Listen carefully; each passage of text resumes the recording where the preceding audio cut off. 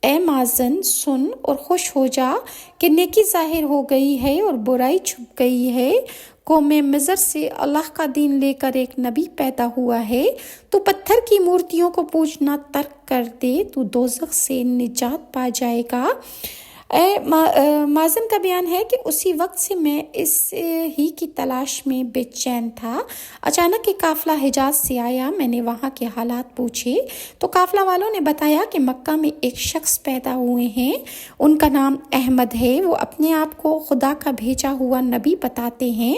میں نے سمجھ لیا کہ بت کے پیٹ سے جو آواز آئی تھی اور جو کچھ اس نے کہا تھا اس نے اسی نبی آخر الزماں کی طرف اشارہ کیا ہے۔